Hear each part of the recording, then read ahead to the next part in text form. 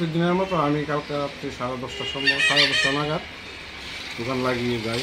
যাওয়ার পরে সকাল 7:30 নাগাদ দোকানে এসে শাটার খুলে দোকানে ঢুকে দেখি দোকানে কিছু মালপত্র এলোমেলো ভয়ে পরে আছে। তারপরে পিছনে গিয়ে দেখি যে আমার ঘরের দরজার 3-4টে সেটখানি আছে, এগুলো ভাঙা। তারপরে সামনে এসে দেখি ক্যাশ বাক্স খোলা, ভাঙা।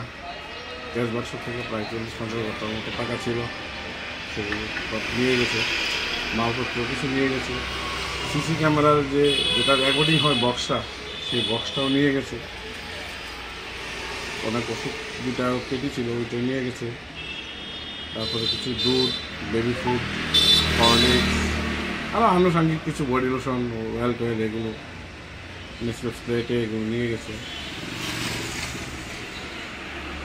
অনেক কিছুই আমার সব কিছু আর দেখতে পারিনি এখনও। অনেকক্ষণ অপেক্ষা করার পর পুলিশ আসলো, পুলিশকে খবর দেওয়ার পর পুলিশ ইনভেস্টিগেশন করে গিয়েছে।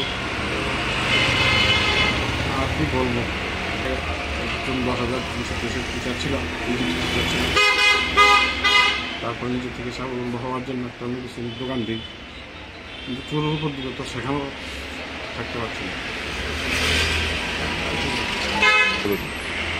এখন তো ঠিক দেখতে পাচ্ছি না, সব কিছু নিয়েছে। আমি মাত্র আসলাম, আপনি আসলেন, কিছু নিয়ে গেছে। আমার 40-50 টাকা হবে। আর মেডিসিন টেডিসিন একটা কালকে মাত্র মালটা আনলাম, আজকে সকালে এসে গুছাবো। ওই 2টা পেটি নিই, তাছাড়া অনেক বেবি ফুড নিয়ে আনুমানিক 1.5 লাখ টাকা তো হবেই। আমি সন্দেহ রাখবো, বলবো